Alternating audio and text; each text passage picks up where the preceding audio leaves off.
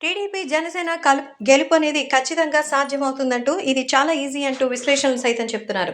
తాజాగా జనసేన, టీడీపీకి సంబంధించి కూటమి గెలుపు, విజయ అవకాశాలు స్పష్టంగా ఉన్నాయని చెప్తున్నారు.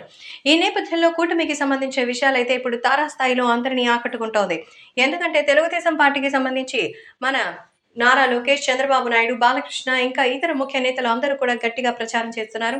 అలాగే జగన్మోహన్ రెడ్డి మీద ఉన్నటువంటి విముఖత, జనసేన కలవడం ఇవన్నీ కూడా మంచి అద్భుతమైన అంశాలు.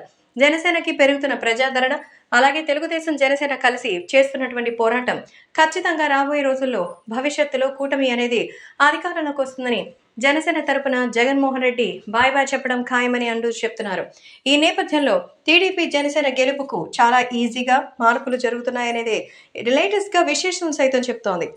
ఈ నేపథ్యంలో జగన్మోహన్ రెడ్డికి సంబంధించి తాజాగా చెప్తున్నటువంటి విషయాల్లో ఖచ్చితంగా ఇంతవరకు చేసిన మోసాలు, దోషాలు అన్నీ కూడా అందరికీ తెలుసునని, రాబోయే రోజుల్లో కూటమి అధికారంలోకి రావడం తథ్యం అంటూ చెప్తున్నారు. కాబట్టి జనసేన అధికారంలోకి వస్తే టీడీపీ విజయఢంకా మోగించడం చాలా సులభవంతంగా మారుతుందని ఈ రకంగా అయితే తెలుస్తోంది. కాబట్టి సోషల్ మీడియాలో సైతం ఈ విషయాలు ఒక్కసారిగా వైరల్ అవుతోంది.